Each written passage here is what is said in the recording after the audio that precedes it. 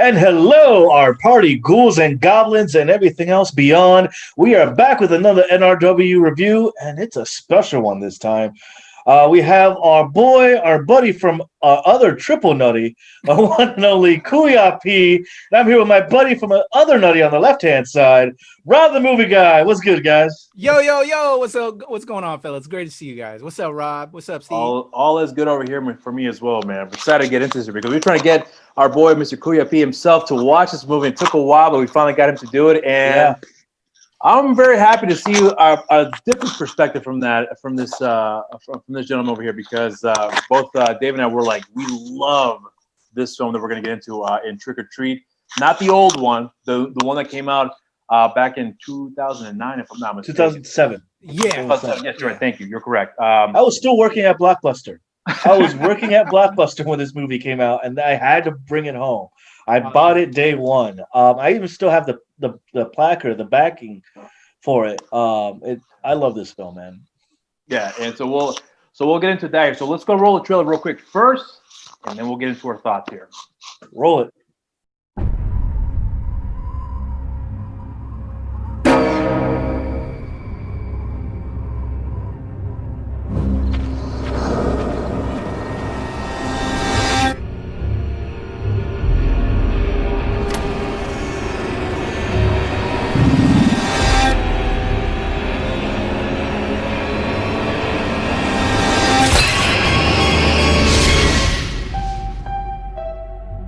This is the one night.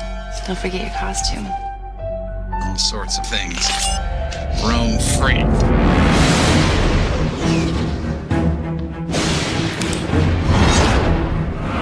The Halloween School Bus Massacre.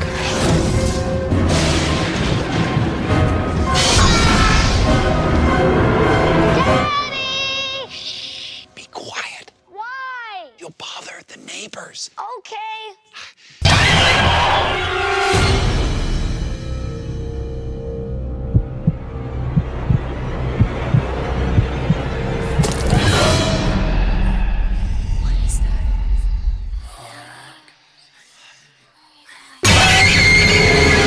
Wait, there's another tradition. Always check your candy.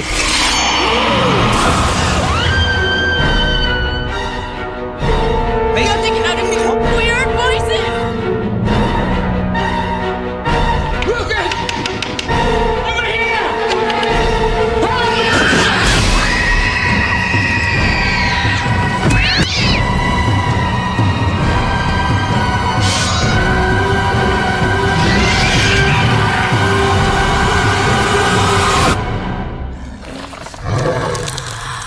You gotta be kidding me.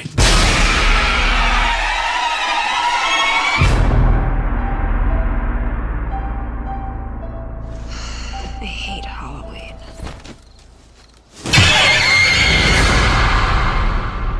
And there you have it. The trailer for Trick or Treat has that great vibe, that spooky vibe, that Halloween Town vibe, but more an adult horror aesthetic that we love. At least me and Rob love. Patrick, we'll get into your thoughts about that. I did enjoy it. Come on, guys. I didn't hate on it. So the plot is pretty. It's very Quentin Tarantino. You start off at the end, and it would go backwards, going back and forth between the timeline. But the film takes place over the course of Halloween or Halloween night in a small town in Ohio. Where these different scenes are kind of stories are told over the course of the movie, coming together around the center character, who is Sam, who is dressed in this little pajama, I want to say scarecrow outfit, who he's pretty much like the centerpiece of the movie as he kind of enforces the traditions and rules of Halloween in a very horrific manner, so to speak. And that's pretty much the plot of the movie, because there's, again, and we kind of talked about it before we started recording, that this is kind of a anthology movie in a sense, but told in one huge cohesive, somewhat of a story put together, which for me is one of my why the reason I like the movie so much. But the movie opens up on this couple who are pretty much enjoying Halloween. They've been giving out treats, and the husband's like really gung ho. He freaking loves it. Absolutely, he's so into it.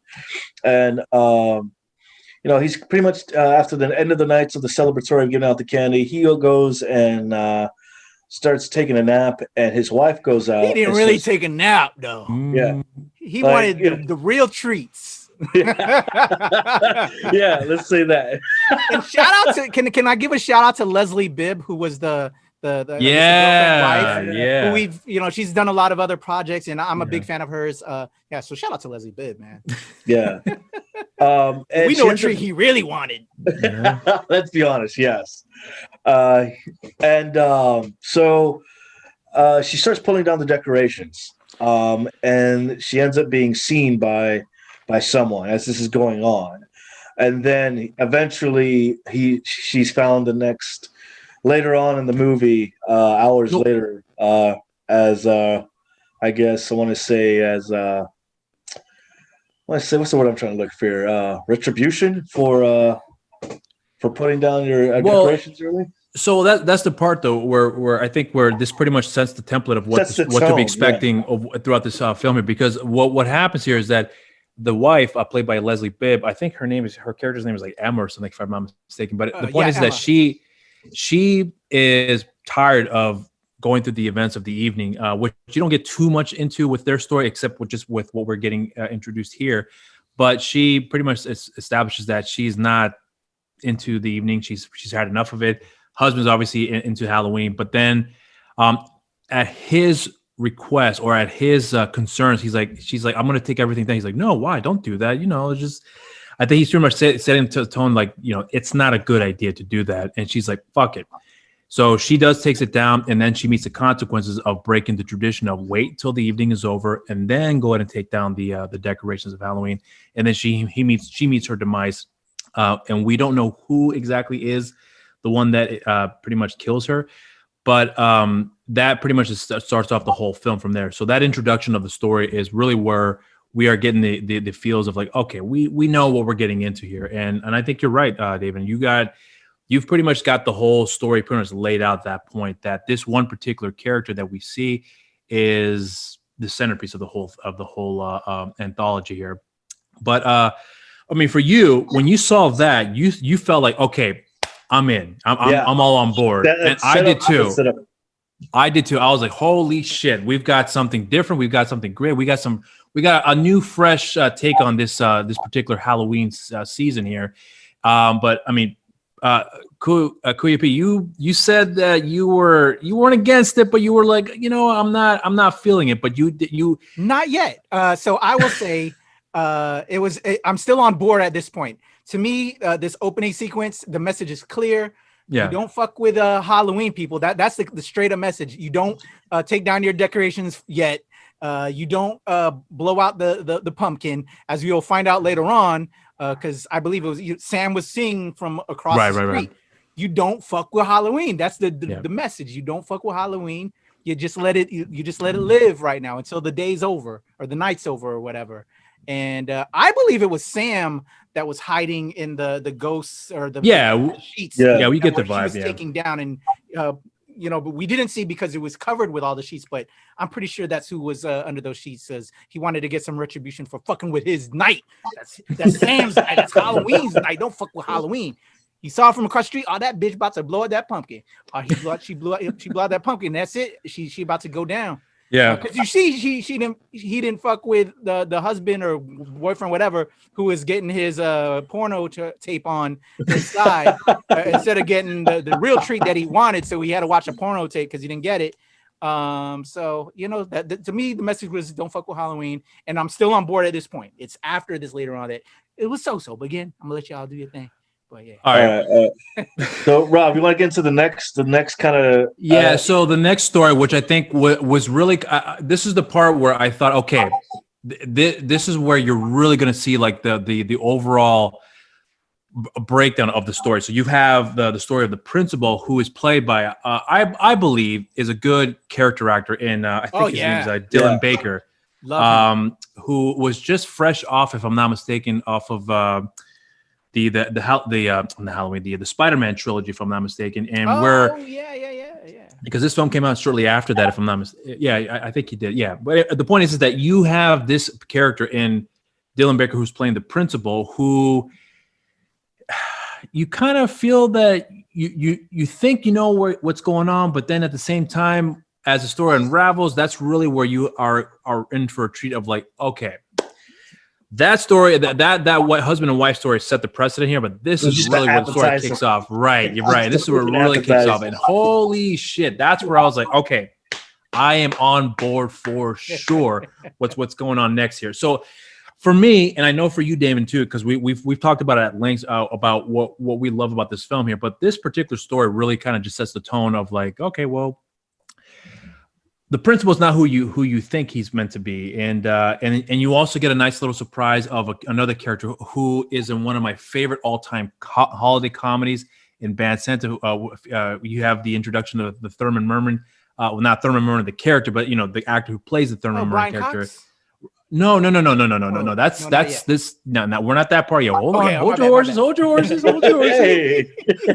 But we get the introduction of the actor who plays the character in this film, who is most known for playing the character of Thurman Merman in the Bad Santa films. But what I'm getting at here is that he comes in, and I thought that he was going to be the person that was going to break tradition of the Halloween scenario here, but this is the kind of the interesting twist where you get to see this one character of the principal who is kind of like I guess you can kind of get the idea that he's supposed to be the father figure, but in reality, he's a cold-blooded killer himself. And that's where I was like, holy shit, like this is, you don't see this particular actor play. Most of the time, he's more like the good, I guess the good guy in the stories, if in a lot of not the all films, the time. But I mean, most of the time, yeah. I tend to associate that kind of figure with this particular actor, and I thought he did a great job in playing that cold-blooded killer. And then you also have the son in the background too, is kind of like the innocent a child that's oblivious to this whole thing, and you'll also get introduction, and you mentioned about Brian Cox being in the film. He does make an appearance into this story here, which we'll get into his story later on. But I mean, for you, David, I mean, you see this character, you kind of get the breakdown of what he's really all about. Your take on that? It was great. It was kind of felt like he was doing kind of like the TV dad. Like the serial killer TV dad, and I love that tone, and it kept that comedic tone throughout. Yeah, because even then, it's like, hey, Dad, I want to carve this pumpkin. He's like, in a second, Jimmy, I'll be right in there. Yeah, that was great. I enjoyed those parts. And come to find out that the pumpkin that he's carving is the kid's freaking head the entire time. And that was like a great twist to everything, and he played it so straight arrow. And I think that it helped with the charm, so to speak, of that little story. Yeah. And the weird thing is, you're right. He's like the bad guy in the film, but he's still following the rules. Like he's like explaining, what he's doing. Well, most people don't follow the rules and traditions. Yeah. You're right. But he's being such a scary, real monster. Yeah, I really like that aesthetic. They play like, not all monsters are monsters. He was a real freaking monster throughout the scene. Yeah, and I think that's where like it really. I mean, that intro definitely kicked it up, but this story was like, oh my god, it brought back a lot of like the great, you think but you don't really know vibe to it, and then. And then after that story ends, which I thought was done beautifully with the intro, you see that the son was kind of in on it as well too. And guys, we're gonna get to spoilers, so I'm afraid we're not gonna hold back to anything here. So spoilers aplenty. Patrick, if you have seen the movie, enjoy it. If you haven't seen the movie, go watch the movie, then come back. Yeah, true. Do yourself a favor. All right, and then do you want to get into the next story here, because we've already we kind of before we go to that, I want to say I'm still on board at this point. I haven't jumped off, but the first part that I got slightly upset about when we get towards the ending of the film is very much like you said. Is at the end of this sequence we have the psycho dad and the son carving up the head, and we don't ever follow up later on, or at least I missed it, but I don't remember following up with Psycho Son later on. We get a follow up on the dad in I think the fourth or third, later on in the film, what happens to him. But with the Psycho Son, I don't know. I just wanted maybe what's going to happen with that. It's left open ended. So that I see where you're coming from. I see where you're coming from.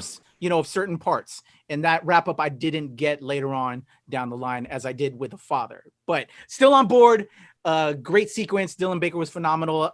Even the little fat kid that they chopped off his head. God. He was a great, poor Thurman Merman, man. That's who Thurman Merman was. I'm not familiar with the guy. Yeah. I enjoyed great sequence. I'm still on board at this point, but yeah, before you moved on, I just wanted to say I'm still on board. I enjoyed this. Cool. So, all right. There you go. All right. So you want to get into the next story here, Damon? Let's throw off to Kuya P. All right. So the next movie is the next little story was like the Halloween school bus massacre. Yeah. No, I don't think so. I think it was the peeping kid, right? But I'd rather leave it to you guys. You guys have seen it more times than I have. So if you guys want to lead it. He's pretty much starting off with that particular story, which was a nice set with I don't mean to steal your thunder here, David, but this is basically like the nice introduction of like, okay, there's a lot more that goes on, but the history of the town, and then one in particular character that you see in the previous story, which I guess from here I'll leave it to you, David, to kind of just set the rest. Yeah, because this is like the main one that you see in the trailer a lot. When at the beginning, this is kind of what brought me in. I got to see this movie, where it's pretty much this tragedy of a massacre that happened, where 8 kids were killed on a school bus on Halloween night, and the driver was the only survivor from it. So now there's this group of kids who are trick or treating, who are pretty much going to go look out and look for said bus or said area where this happened. Yeah, in this quarry in that particular town, and that's a great point, because you have the kids who are looking into the history of like this haunted quarry of the kids, and that's kind of like the backdrop of you think of this, because that's where they were buried, because it was all thought up by the parents, and the bus was like this weird conspiracy. It was screwed up. Yeah, screwed up. I love that aspect of the story, and I was like, man, goddamn, these fucking people are just screwed up in the head. But so this is the part where I want to hear Kuya P's perspective here, because I'm wondering, is that where it lost you? This is where the whole thing starts to fall apart for me. This series right here. So yeah, we get this explanation about there's these special kids, the kids of these parents in this town. Apparently, the parents had issues, they didn't like raising special kids or whatever, because it takes a lot of work when you have special kids. So they paid this bus driver. He sets them up to wheel them off into the quarry. He wanted to jump off, but instead he's taken down by one of the other kids. So they all die, with the exception of the bus driver. He does survive. And it's all now retold in current time by these new sets of kids. However, they learned, we don't know how they learned the story. I guess through the news that all these people, parents could never. It's like the town reputation, like the town legendary setup where.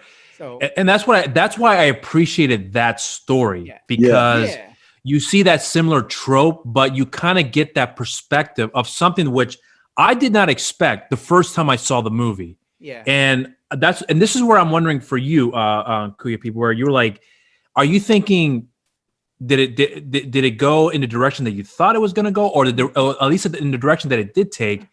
Did it ruin it for you at that? No, is what I'm trying to ask. I understood it. I understood the premise, the setup, but then I want revenge for to me, the evil, the pure evil in this is the parents. So like you need to be coming after the parents that did this. That's a whole story that's missing and lacking, I guess, for me. So like I can understand the children who come back, they're reincarnated and they're evil. They go after the bus driver that we find out later on.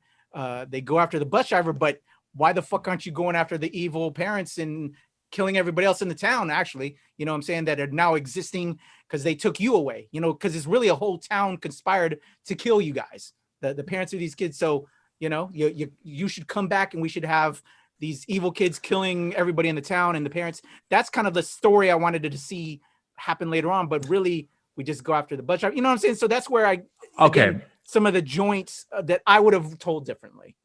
Okay. Well, so, okay. And I'm not too trying to like, go ahead here, but there's something which in the end of the review, which I know we will touch upon, that I think where maybe you might see something, and I'm hoping that you can kind of get that little tie back into this particular film about what happened with that particular story of the folks here, of the parents of these innocent kids. But we'll touch upon that there. But I see exactly where you're going with this here, and honestly, I didn't necessarily have a problem with that, given that with the set of events that occurred later on here, you maybe because the story for me was done so well, and I know for you, David, that's where you were also where you and I also agree on with this direction here. But hearing what Kuya had said here. Anything you want to add on to that? I agree. Like that's what, like as much as I love the film, there are certain things that didn't wrap up for me, but I looked past it because of the whole story as a whole was great. Yeah. But yeah, he's right. For me, it would have been great to kind of end with them coming back and kind of taking out the town or taking out the people responsible or haunting everybody else that was involved. Yeah. And yeah, that would have also been a nice kind of wrap up as well. So yeah, I agree with that. Totally.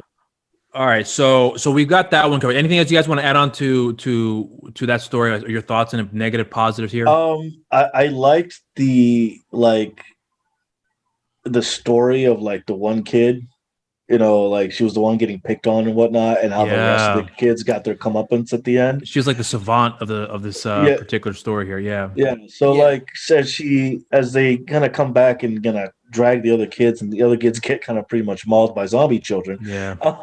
I like how she walks past Sam at the very end, and they kind of like, a little nod to each other. Yeah, that was it. I was like, all right, cool.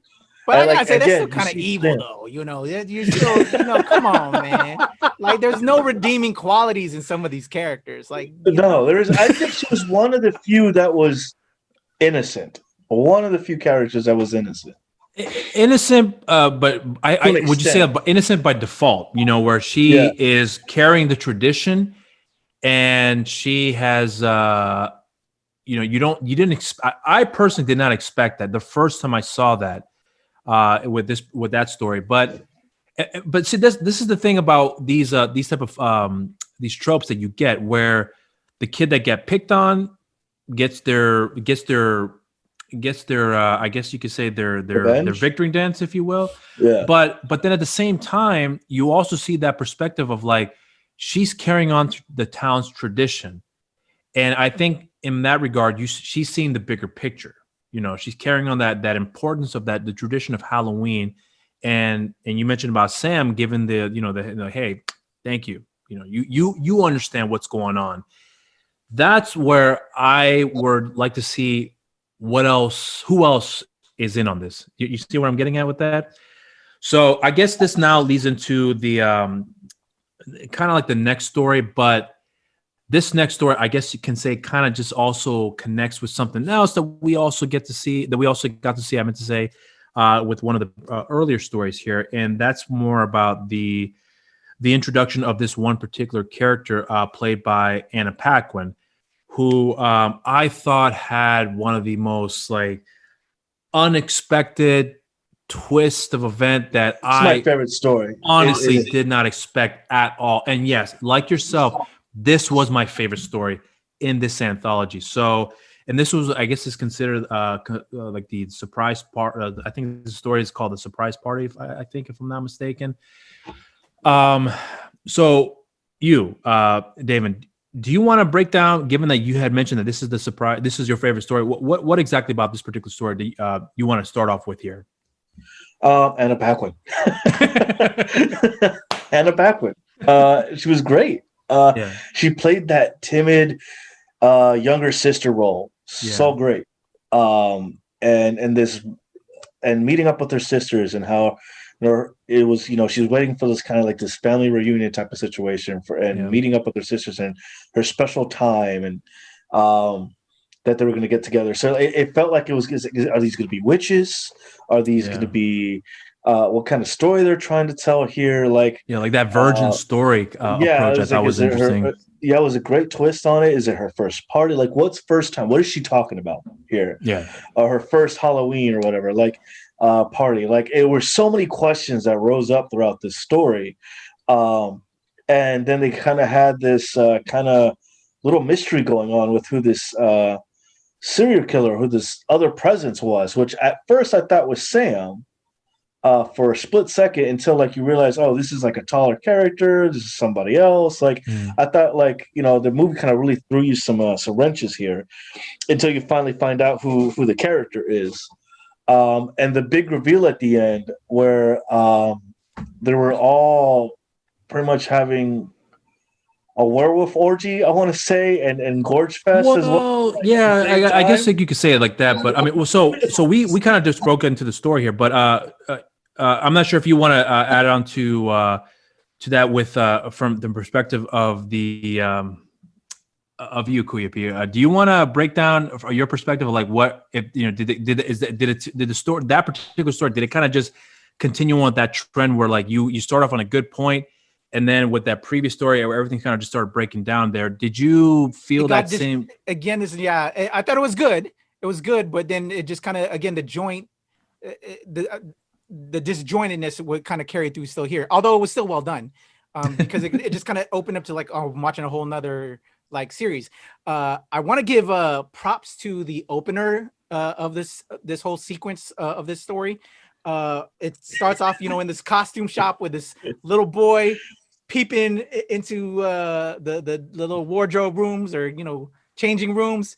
I got a kick out of that because you ain't gonna lie, I was a young wild stallion. I wouldn't say I was doing that, but you know what I'm saying, young boy. The balls on that kid, you know what I'm saying. You thought about it, so I loved that way to introduce these characters. Yeah, you know what I'm saying, because it was a female sequence, a group of characters we were now introducing, and to have it start off with a young boy who's a peeping Tom was kind of cute, and just I loved it.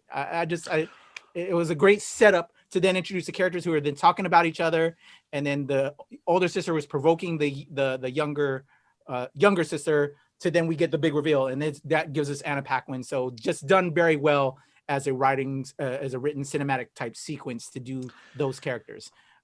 Yeah, and another little trivia. I'm sure David already knows this here, but I'm not sure if you already aware of this here. But this the little boy, the peeping Tom here, that is the same actor who is also playing Sam in this story here. So I thought that was a nice little trivia for those who may not know this here. But not one in the going same, back, just no. This is same actor. It's kind of it's one of those little scenarios where who's that little kid, and you don't know at all who's playing Sam, or maybe that's, obviously. But what I'm getting at is that this is one of those little nods and tips to the hat where you see the actor who's playing the character make an appearance, but you have no idea under those circumstances here. So I thought that was a nice little IMDb just now. Yeah. It's a little nice tip to the hat. Shout out to Quinn Lord. That's the actor. Yeah, that's his name. Yeah. Good job, kid. Yeah. Yeah, he had a little fun part there, Yeah, I guess what I'm saying, they had to give the brother a nod. You had him in a mask the whole movie. Let him actually appear in the movie, and then let him peep on the girls. I don't know. He was like the Corey Feldman in one of the Friday the 13th films. Oh man, this guy. But a good sequence. But yeah, like I said, in putting everything together, like you said, it threw a wrench. So that's again where it kind of makes it disjointed in a way. But you think you're following the Sam character, you're building up these little kids and this revenge, and here now you get an older guy. So that's where I guess it comes loose a little bit for me, because I'm like thinking one way, thinking this way, and not thinking this way. You know what I'm saying? I'm trying to framework it in my head, and this is what you're doing to me. And this is kind of like near the, I want to say, end, the later in the night. Because like again, the movie does take place like out of sequence. Yeah, because ending. So so like I caught on to that. I'm like, oh, because you get the reveal of who was the sacrifice at the end. I'm like, oh well, at least he got what he deserved. Which leads into like Sam like kind of watching in the background. I'm like, okay. As he watches everything unfold, and then it kind of goes into the next story, which revolves around Sam. Yeah. Well, so here's the thing, though. We get that introduction here of that particular story of the characters, where I don't know. For me personally, like I said, we're getting into spoilers here, because this is the part where you are seeing the reveal of the character of who was stalking Anna Paquin's character, and once you find out what's going on with that character, getting their comeuppance here, did you guys think that with the events of what happened here, with the reveal of what was really going on with the sisters and everyone else that was involved in this particular party here, your take on that? Let me know what you guys felt about that. Oh, for me, about the sisters? Yeah. So about the sisters, the thing is about the whole okay. So let's put it like this: the sisters and all the other girls in the story here. Mm-hmm. Werewolves. Yeah. So you got the story about the vampire aspect of it here, which I thought was an interesting approach, and then you also got the sisters and all the other girls in this story here, being that they are all werewolves. Your take on that? I loved it. I liked it. Yeah. I thought it was a nice way to kind of break up the cliche there. And the werewolves finally get a win. Yay! I was like, oh shit, werewolf, bet, awesome. Yeah, I'd echo that. Yeah, you think a vampire type thing is being introduced, and then they flip it on you, and it's werewolves. But then again, in putting everything together, so there's werewolves now, but we never go back to it again later on. So to me, tying everything together, I'm left confused, which we'll get towards the end. You just have all these different things, but you wanted everything to be all together. So, yeah. Again, this is where I start getting disjointed, because to me the wrap up isn't all the way there. I'm just trying to understand everything, and I don't. I'm a completionist. I don't see certain things getting completions or how it's all why it is, but we'll get to that at the end. Okay. Well, so this now follows up to Sam, because Sam was still watching. It follows up back into Sam. Rob, you want to take this one? Well, again, so the part of what you were talking about, Sam here, where for me, okay, so this is the one I'm gonna have to. This is the one part of the story that I actually did not like, and I think it has to do with the fact that where, although you get the story of Sam's a bit here, this is the part that I actually felt the least fulfilled in this whole anthology story here. I'm not sure how you felt about this here, because for me the story of Sam's the whole so here I mean, I found this sequence hilarious. Yeah, but it kind of touched back to the other story earlier in the film, revealing. So before you go in, Rob, maybe it'll help you to just break down what's going on in this particular next story. Before you do that, here's what I want to say. I'm not sure now, given that you, Kuya P, that you just kind of just broke the mold here for me. I think I know where you're coming from, and I'm not gonna lie. As I'm coming to the realization here, I'm genuinely surprised that I'm actually in that position where I'm like, I'm surprised I did not see that, but I'm also surprised that I'm actually coming to the realization that I never felt this this sentiment before, and so I feel like I've ruined it for you. I'm so sorry. And this is the part where I'm actually very, very, very surprised. I'm not. I swear I am not making this up. I feel like I stole all your Halloween candy. Like, give me that. That's mine. So okay. And this is why I'm kind of like man. Let's leave it with. I'm gonna leave it at you. With that particular story there. So why don't you go on and kind of just set the give that kind of let's say, because I've never felt that. Go ahead, David. You're literally saying that. Oh, so this is one of I've never felt that. Holy shit! In this story, you are literally seeing this breakup here. God, go ahead, David. It's all right. As Rob recovers from his emotional breakdown, I agree. This is like one of the stories that was kind of like not as great as the rest of them. Yeah, and it's supposed to wrap up the story from previous, where you find out that the next door neighbor who's being a jerk to these kids and stealing candy from the kids is the bus driver from the previous story. Sam breaks into the house. And you get the big reveal of what Sam actually looks like under the sack. And it's like this rotted pumpkin-faced child, which is like weird and creepy, and in a weird kind of way, kind of cute, but like still frightening. But this whole sequence makes me laugh. I laugh every time the sequence comes on because you see him struggling and fighting Sam, and Sam's legs are like wiggling around and shit, and running around. And the whole fight ends because he ends up, luckily enough, giving him a candy bar. And he's like, "All right, I'm good," and just leaves. Oh my gosh! Yeah.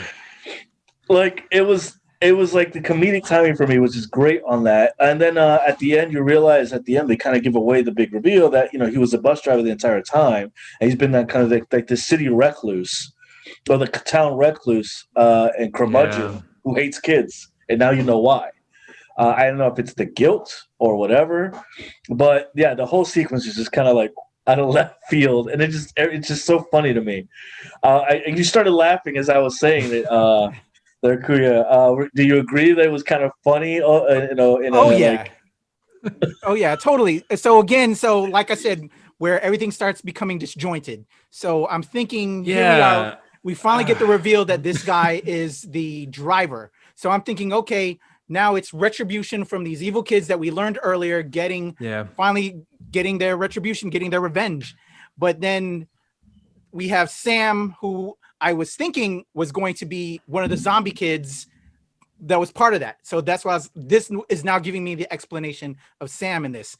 But he really is, I'm assuming, a demon god now. He's not the kid with those kids. He's this demon character that comes out during Halloween. So this is where this disjointedness comes into play. We have fucking vampires, we have zombie kids, and I was thinking I was going to tie this Sam character to being one of the zombie kids, but no, he's really a demon god that only comes out on Halloween. And again, this is where all this disjointedness come into play. But we do get our revenge, but it should have been by the fucking zombie kids, but we do get that, but that's later on because demon god, I won't kill you if you give me my candy back. It was hilarious. And you think he died, Brian Cox give this great death, and then and this is where it's such laughable. He comes down with this this jaded lollipop, thinking he's gonna kill him with that, but it lands into the chocolate bar. What the fuck? Yeah. Oh, here's a chocolate bar, bro. Yeah. Thank you for my chocolate bar back. I'm good now. Okay. Demon God is satisfied. You've given him cocoa. Man, you just cocoa for the cocoa, and now he's on his way. I can't believe, when you started talking about that, I was like, you know what? You're right. Oh man. Yeah, you're right, man. I can see where it's a great visual. The characters are cool, but it's just I'm confused. I needed some cohesion, and as a writer, that's where I got thrown off. Yeah, and I think this is where, I guess because the love and the infatuation, this is amazing, and this is the part where that revelation, and you get to see it live, guys. This is the oh my god. I'm so sorry, Rob. It's still a good film. Oh my god, like I love this movie, but I wish I would have just once you mentioned that, I was like, you know what, you're right. I can't believe this. This is like, man. So next sequence, go. Let's keep it moving, guys. Yeah. Okay. So this is the finale, Rob. Yeah, this is the finale here. So okay, we got that whole revelation of the bus driver in our. So okay, this is the part where we like a lot of fans of this film here. Will we ever get a sequel? Because this is like an anthology film that maybe you can kind of tie up loose ends, add on to the lore, and really just break down the walls, if you will, about, okay, now we can just kind of go bigger from here. And we'll see what actually happens if that ever comes down to fruition here, because Michael Dougherty, who wrote and directed this film, had been asked and had been made mentions of like, hey, we're going to make a sequel eventually. But right now I'm caught up with other things. He was doing Godzilla, among other things too. So, and there has been an announcement not too long ago that he will actually get this done. But obviously the way things are going on right now, who knows if that actually will come to fruition, being that this is not one of the priority things, the list of top of the priority of many other producers and studios that were involved previously. Who knows if this will ever come down the pipeline, but I'm hoping that might be the case here, because I would like to see a little bit more of the background of the story of like the kids. What happened with the parents, what led up to that, just a lot more that I'd like to see that here. Obviously the story of Sam as well too. But for me personally, I despite this breakdown that you just saw now, I still love this movie, but I would love to kind of see that additional stories that we never the stories of the kids and the story of the bus driver. I want to see more of that. Let's get into how it ended. Yeah. So Rob, you want to break that down? Well, that's the part. I don't know.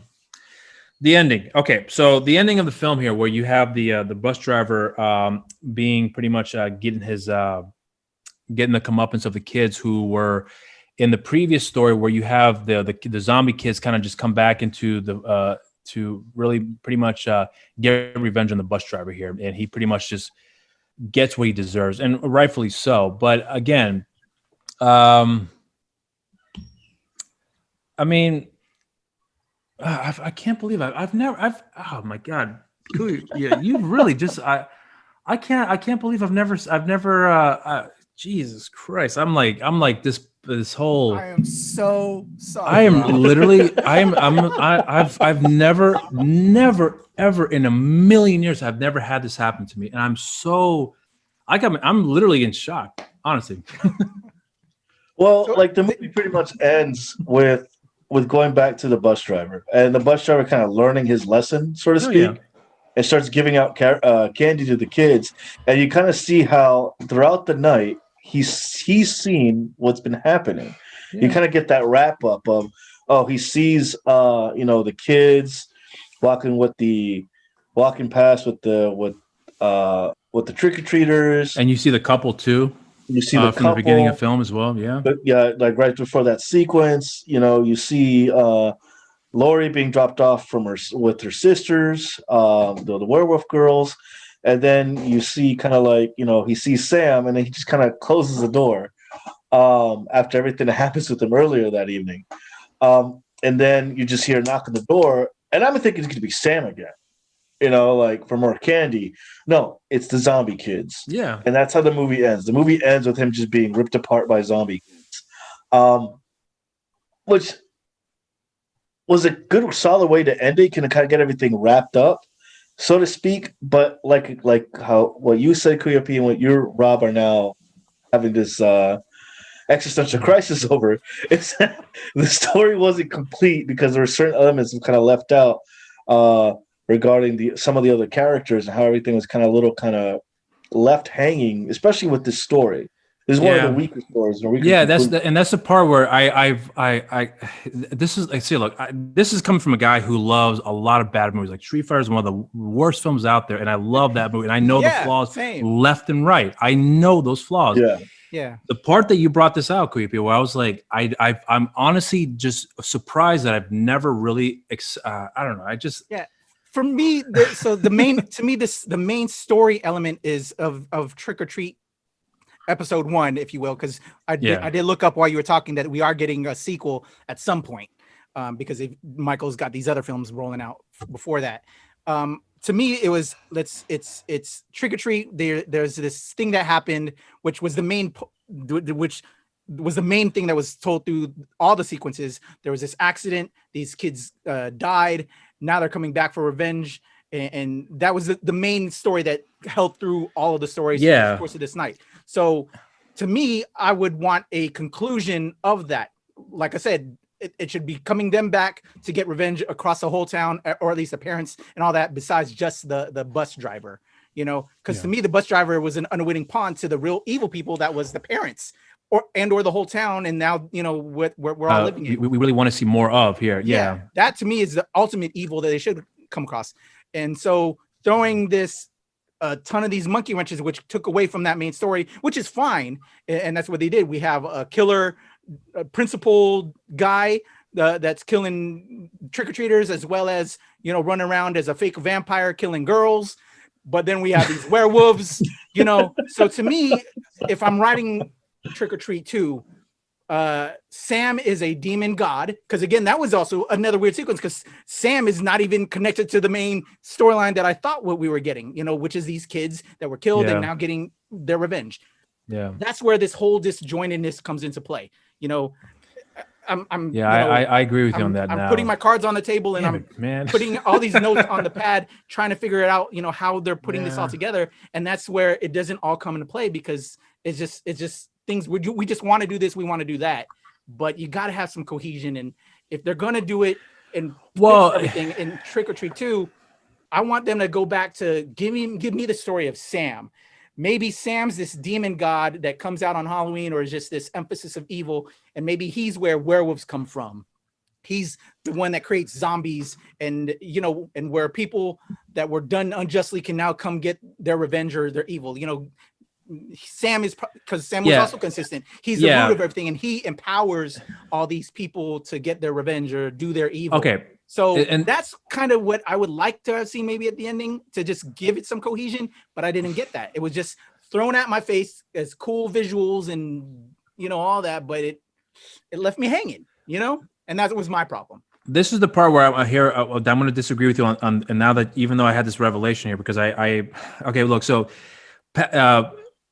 Sam, I prefer that he was more like the kind of the silent crypt keeper of the whole story. You know what I'm saying? And I want that to remain the same. I really don't want any more,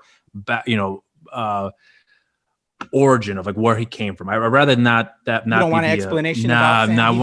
Because even with a crypt keeper, you don't know much about him at all, other than he's just there to tell the stories. Yeah. I think this works better with him, where he's overseeing things. And he's kind of the connective tissue in a lot of ways. That the unknown is always scary, so right? And I prefer that. I prefer him being more of a watcher, right? I prefer more that a watcher of the traditions, and maybe executing some justice. But I don't want to be too revealed of him being too much of being a supernatural element or whatever element. But the comic books were released kind of touch a little bit into that, sort of, where you kind of get the comic book, which is like the graphic novelization of the movie, which touches a little bit for a little bit more extra stuff. And then there's the kind of sequel to it, which has 4 other stories that take place in different time frames during Halloween. And it's the same thing. He kind of shows up as a kind of omen or watcher throughout the series as well.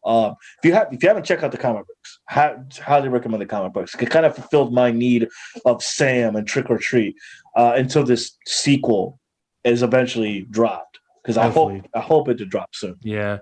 I think with that whole story where we got the Sam kind of just being like this little mischievous little thing, that really, now that I look up at it now, I was like, yeah, that was really the weakest part of the story for me.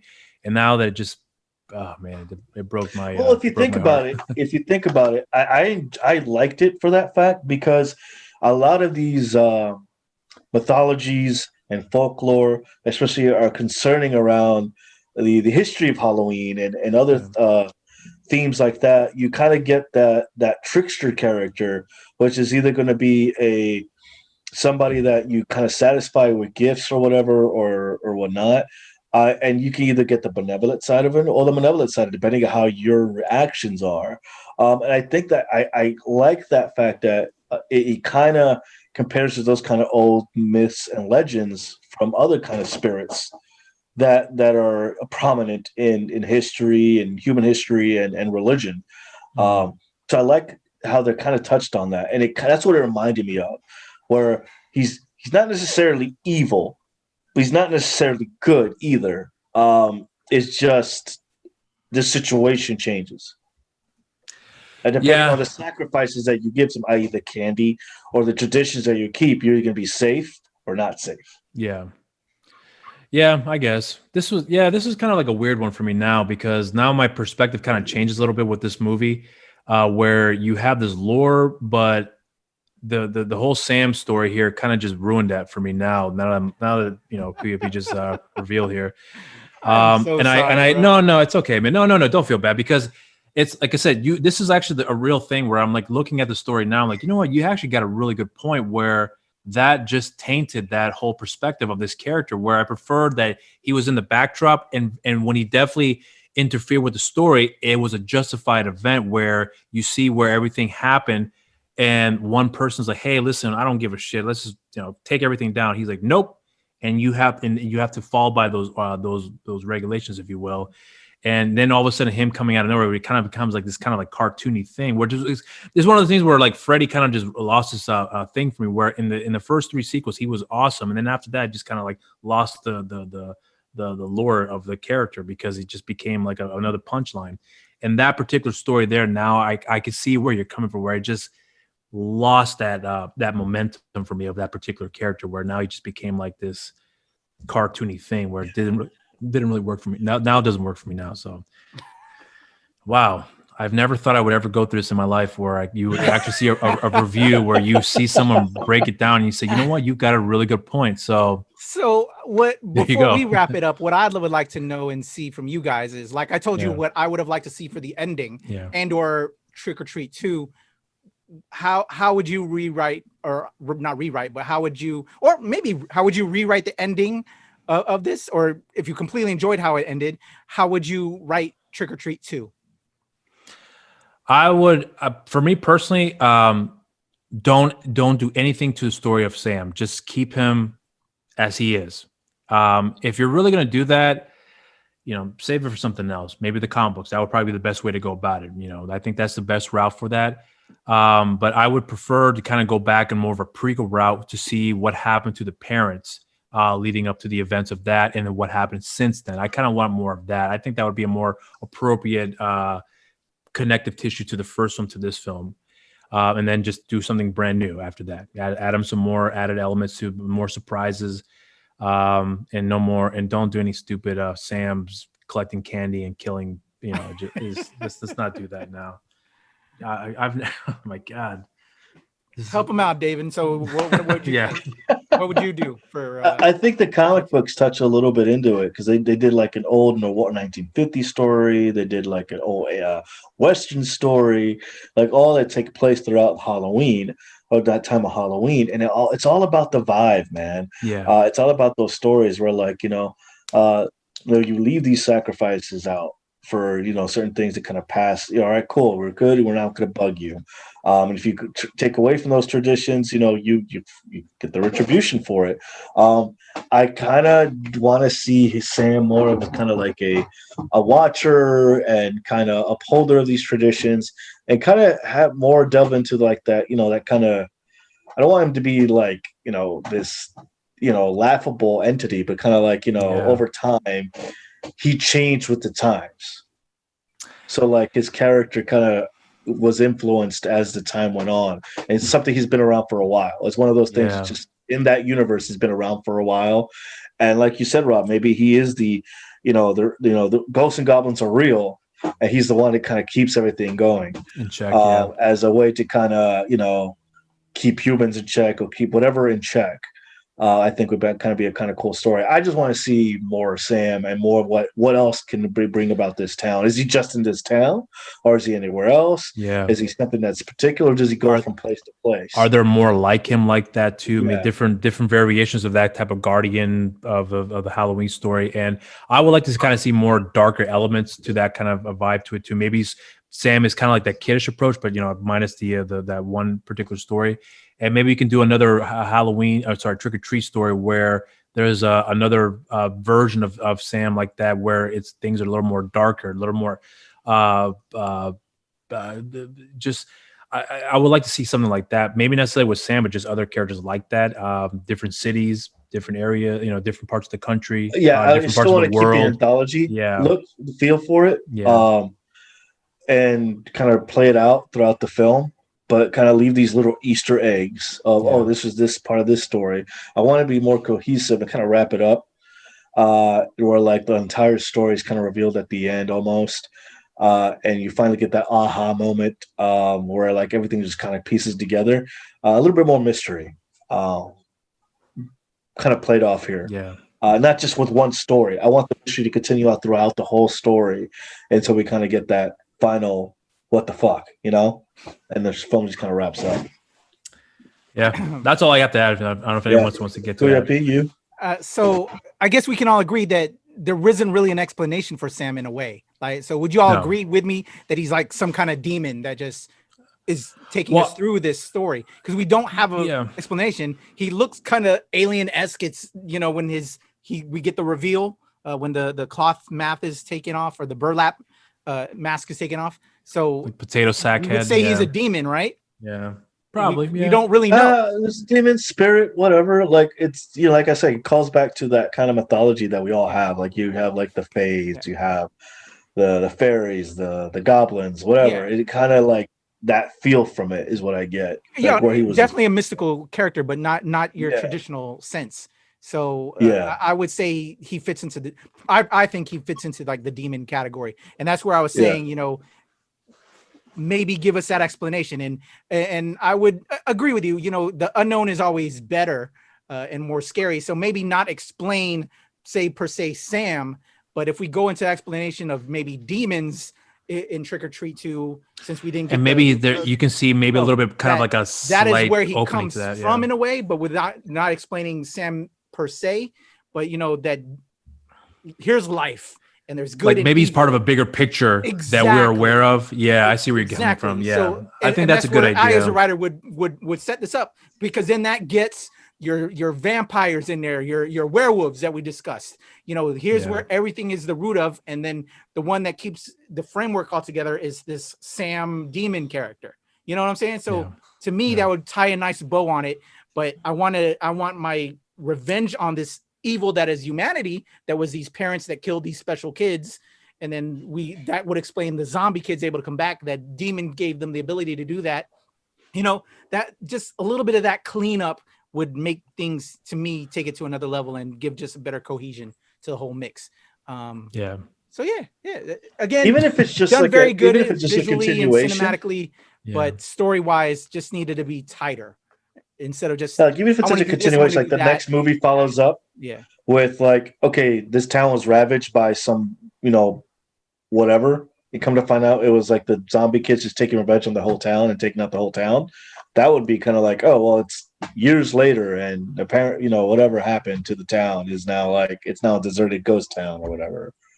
I don't know. Well, I like the idea of just kind of keeping things tight knit and small. And, if you want to expand on the lore, like how Kuya was saying about, there's maybe Sam is part of a bigger picture, and you don't actually know what the bigger picture is, and that's kind of the mystery behind that I think was very appealing, that I prefer to keep. But I now moving forward, I hope they don't add on more stories like with Sam. He's stealing candy from somebody. I prefer to keep him less cartoony in that regard. That's just how I look at it from me. Well, above all, Patrick, Dev, your thoughts changed about the movie. I know, Rob, I feel like yours have changed now. Yeah, it's just a little bit now. Yeah. Yeah. Again, my feelings are the same. It's done. I love the nods to old creepy Fangoria look of it with the opening sequences. The visuals, all on point. Actors did their job. To me, again, it was a script amongst the different short stories, short films within it to come to the final wrap-up conclusion that to me, they wanted to do a lot of different things, but they didn't talk all against them. They didn't talk amongst themselves, or if it was just Dougherty all the way through. Because again, there was a disjointedness to the script that I think would have been better if they would have put a bunch of sticky notes down on a board and looked at how it all came together. Because that's how I write personally. And I'm not saying what I write, how I write is the best, but just it would have flowed better and it would have had more coherent sequence, I think, to the viewer and of the film. You think if he added like more visually, I love all the different characters. Again, just it's the disjointedness is what just causes me to be like, eh. But I want to give a shout out because again, you guys have raved about this. It's become a Halloween annual Halloween film for you guys. I got to give props to the marketing department because since this film happened, it was kind of an indie 2007, whatever is when it came out. I believe. Yeah, 2007, horror film. Yeah. It's not as big as your Halloween, your Nightmare on Elm Street, but they've really pushed this Sam and Trick or Treat character into the pop culture sphere. Because if you go to Spirit Halloween, you'll see nothing but Sam costumes and decorations. Yeah. It's really become more than the small little 2007 horror film. It's become a tradition now. So you got to give props to that because again, like I said, the design of the character, the look of that type of stuff is cool. It's creepy and it goes with the Halloween atmosphere. But I would be lying to you if I didn't say I was looking forward to this raving film that everyone has talked about, that you guys have talked about. I'd be lying to you if I wasn't again disappointed. If I didn't say that I was slightly disappointed, finally having seen it now and seeing the disjointedness of the final product. So I wish some of that would have been cleaned up. They looked again great visual. The composition was there. It's just the overall story, as we discussed, fell apart for me at the end.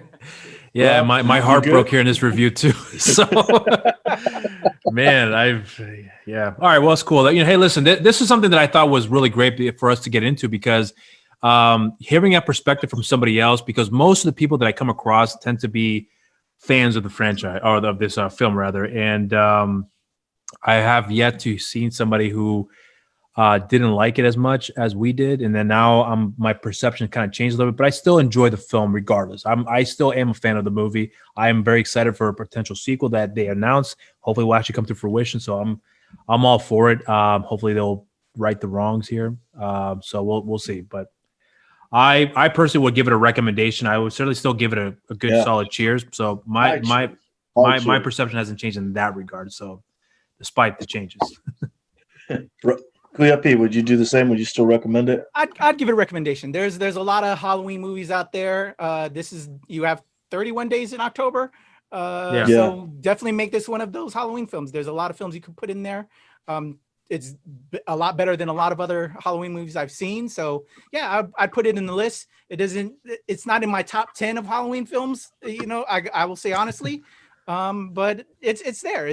I would not recommend it because again, it's great visually as a visual piece, but again, the overall ending is what I have an issue with. But all right, so I have to ask, what is your number one Halloween movie? That's a good question because now, as I said that, I'm like, I should framework a top 10. So I will do that as an IOU to our viewers. Hopefully by 2021, when we do our annual Halloween stuff, because I know you guys are going to be doing this. You got a lot more films, and actually we'll talk about that before we sign off of what other reviews you have coming. But 2021, I'll give you my Halloween top 10. Yeah, I'm on the same boat too. Because this review really kind of just put like a wedge into like, holy crap, but so yeah.